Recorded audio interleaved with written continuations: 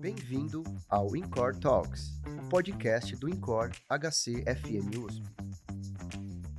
Olá, meu nome é Gabriela Hidalgo, eu sou psicóloga e supervisora aqui no INCOR e hoje eu estou com a doutora Daniele Mizumi Watanabe, diretora do Serviço de Psicologia, que tem mais de 20 anos de experiência nas atividades do ensino e atualmente ela é coordenadora dos nossos cursos. É uma trajetória importante para a gente pensar e construir o conteúdo de hoje, que será sobre a prática imersiva como estratégia de formação de um psicólogo hospitalar.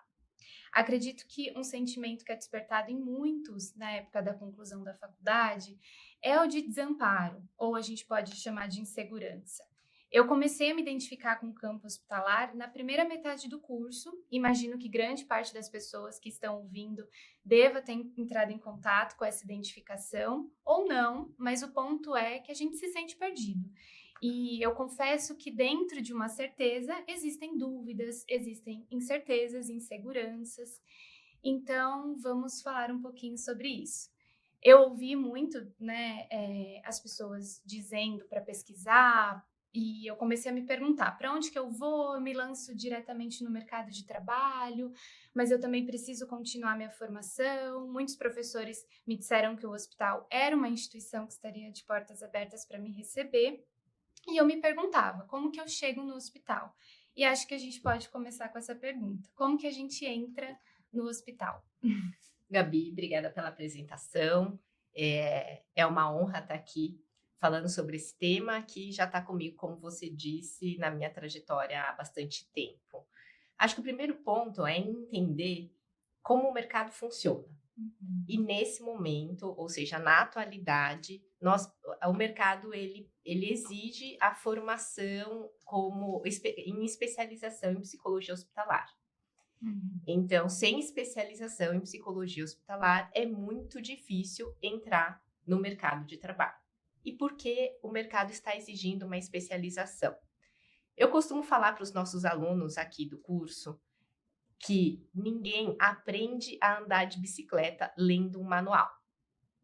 Para aprender a andar de bicicleta, a gente tem que subir na bicicleta, cair, se esborrachar, levantar e continuar até aprender. Treinar, treinar e treinar até aprender a andar de bicicleta. O mesmo eu também costumo dizer sobre maternidade. Ninguém se torna mãe lendo um livro Como Ser Mãe. Nós nos tornamos mãe quando nós temos um filho. E assim se faz também para psicólogo hospitalar. A gente se torna psicólogo hospitalar no momento em que nós estamos dentro do hospital, atuando diretamente na assistência e diante de um paciente e de uma equipe de saúde. Por isso, a grande diferença na formação é a capacitação em serviço. Aprender fazendo. Foi assim que eu me formei, foi assim que você se formou, e é assim que nós ganhamos segurança para atuar dentro do hospital, ou seja, através de uma prática imersiva. E daí a gente começa a pensar, então, que existem diferentes programas de formação, né, Dani? Outras questões vão sendo despertadas, então, quais são as possibilidades de curso, como que eu penso nessas escolhas e nessa formação tão importante? Excelente pergunta. Primeiro de tudo, é inclusive dizer que aqui dentro do INCOR nós temos diversas oportunidades de formação. E essa terminologia imersiva pode gerar uma certa confusão, porque nós temos um curso de prática imersiva aqui. Porém, a prática imersiva em si está presente em outras modalidades de programas de formação que nós temos aqui. Então, o mais antigo de todos é a especialização com bolsa, o antigo programa de aprimoramento profissional, que surgiu há mais de 40 anos como uma alternativa à formação à semelhança dos programas de residência, numa época em que não tínhamos residência. Mas ela surgiu com outro nome, justamente porque ela não estaria vinculada ao Ministério da Saúde e da Educação, e o valor da bolsa era diferente dos programas de residência. Porém, é um programa de capacitação em serviço com bolsa de estudo, ou seja, a especialização com bolsa. Hoje em dia, nós também temos os programas de residência multiprofissional como uma alternativa para a formação. E esse também com bolsa, mas diferente do programa de especialização com bolsa vinculada à secretaria, ou seja, ao Estado, as especializações são um programa federal. Desculpa, as residências são um programa federal. E a diferença entre elas está justamente na carga horária. A especialização com bolsa tem uma carga horária de 40 horas semanais, os programas de residência, uma carga horária de 60 horas semanais, e aqui nós também temos as especializações que neste caso são pagas, e que aqui especificamente no INCOR, o nosso programa, ele contempla uma carga horária de 12 horas semanais. No mercado, nós também temos cursos de atualização, programas de especialização EAD.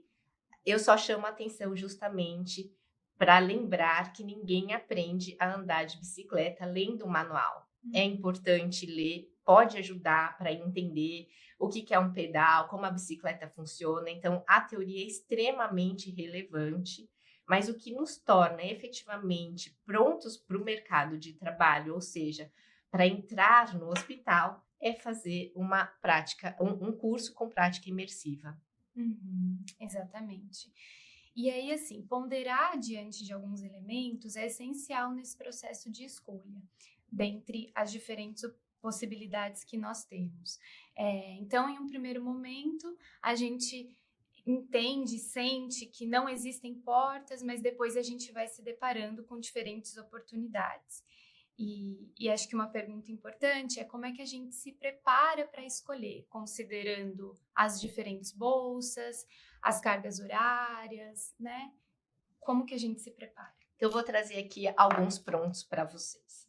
O primeiro é considerar qual é o seu objetivo profissional. E se este curso ele está alinhado ou não com o seu objetivo de carreira. E também se ele te traz ou não oportunidade para inserção no mercado.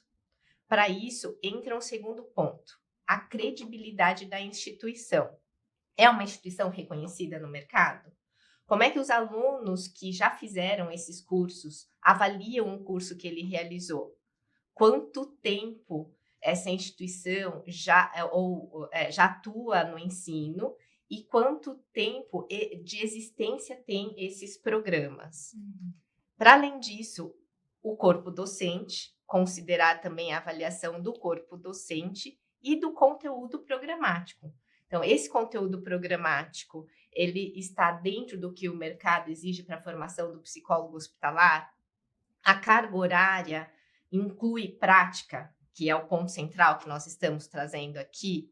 Os temas, eles são atuais. Por exemplo, hoje em dia é necessário que haja aula sobre teleatendimento, né? Que foi uma tecnologia né? Já existia antes da pandemia, mas a pandemia tornou ela obrigatória e ela veio para ficar. Então, ela também precisa, o profissional hoje precisa também estar formado para essa realidade. Mais um ponto é a duração do curso. Ele está compatível com a sua rotina de vida, com a sua localização, onde você reside, ou alguma mudança a qual você está disposto a realizar para fazer esse curso?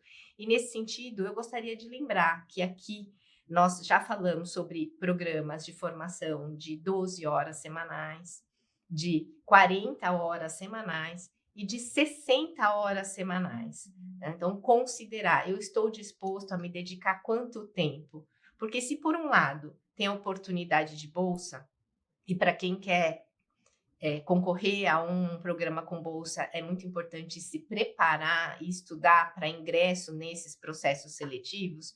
Por outro lado, hoje nós estamos separando que, muitas vezes, fazer um curso de 12 horas semanais permite que profissionais que já estão no mercado, seja como psicólogos, seja como atuantes em outras funções, eles consigam se formar mesmo trabalhando. Então, a duração, o tempo de duração, a carga horária é importante de ser considerado na escolha do curso. também o custo-benefício. Esse investimento que nós fizemos ou que o aluno fez tem chance de retornar? Em quanto tempo eu consigo me inserir no mercado de trabalho realizando este programa? Por último, eu chamaria atenção para o pós-curso. A instituição oferece um suporte pós-curso? E aí eu queria aqui destacar que para os nossos ex-alunos, né, nós criamos um grupo de WhatsApp em que a gente compartilha não só os cursos, os eventos que nós realizamos aqui na instituição, mas também compartilhamos oportunidades de vagas de emprego para psicólogos hospitalares, porque o sucesso do nosso curso é o sucesso do nosso aluno. Então, nós compartilhamos conforme as vagas vão surgindo em redes sociais ou e-mails ou qualquer outro meio de comunicação. Esse suporte é essencial. E mais uma vez eu queria frisar, né, diante de tudo que foi falado, que assim, interessa a reflexão do que é capacitação em serviço, como a gente trabalhou, do que é o campo hospitalar, considerando que é uma formação que se dá na experiência a partir de uma prática supervisionada. É um campo real, juntamente com os pacientes, com os familiares, com a equipe, né? Poderíamos aqui fazer até outras perguntas interessantes sobre o que diferencia o psicólogo hospitalar das outras especialidades, como a clínica, pensar sobre o que é a vida institucional, o trabalho em equipe, mas acredito que são materiais que serão trabalhados em outros episódios, outros blocos de discussão. Chegamos ao fim de mais um episódio do InCor Talks. Espero que tenham gostado. Não se esqueçam de acompanhar os próximos. E muito obrigada, Dani, pelos esclarecimentos, por toda a construção de hoje. Eu que agradeço. Até a próxima. Até mais. Até mais. Você ouviu mais um episódio do InCor Talks, o podcast do InCor HC FM USP.